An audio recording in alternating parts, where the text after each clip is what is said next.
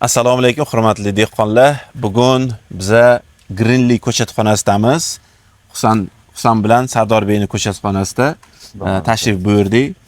Tashrifdan maqsad avvalambor kelib gaplashib, yangilik bo'lsa yangilik olib ketish.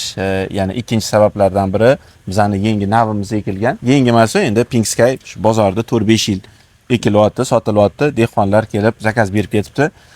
Qachon tashalgan buni qanaqasi? Buni urug'i xudo xolasa 10 kun oldin tashalgan. Ha, 10 kun oldin tashalgan. Hozir 2 quloq bo'lib turibdi. 2 quloq bo'lgan, anaqa spiskasi bor edi. Ha, bo'ldi.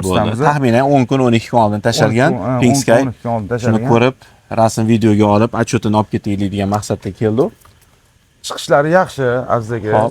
Bu dehqon qayerdan zakaz, qayerda ekan? Bu o'zimizdan Toshkentda Nazarbekga zakaz qilingan. Chunki bular boshqa sortlarni ekib turishardi oldin. Bu endi eski dehqonlar har yili har xil sort ekib turishdi. Hop. Ularda shunaqa muammo ko'payib ketdi. Kasalliklar o'zida hozirgi. Hozir bizda o'zi kasallik ko'p. Hozir kasallik gapingiz bo'ldim.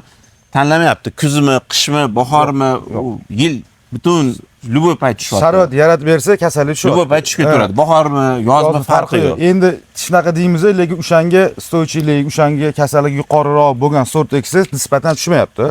Bizga kelib dehqonlar shunaqa so'raydiki, nima eksam bo'ladi?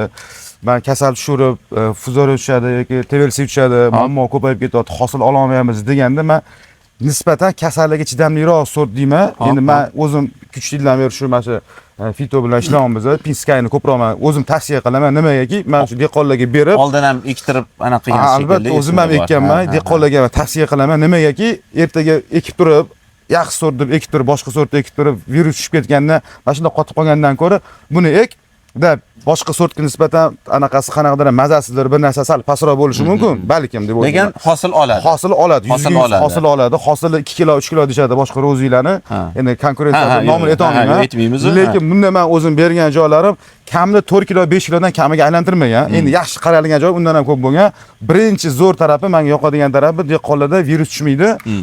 Qaytib yana keyingi pul bilan keladi oldimga, oka. Yana zakaz qilib, ani bu yil eka olmadim, eksam virus tushib ketdi, pulim yo'q, narsaga bering degan narsa bo'lmaydi bu sortda. Nimagaki? Xullas dehqonning ishonchini oqlash. Oqlagan, oqlash uchun biz shu narsani tavsiya qilamiz. Men o'zim tavsiya qilaman, boshqa sortlarni tavsiya qilamiz. Endi iloji boricha hozirgi paytda shu kasallikka chidamliroq, hosildorligi yaxshiroq, mazasi yaxshiroq navi tanlab berishim shart bo'lib qoldi.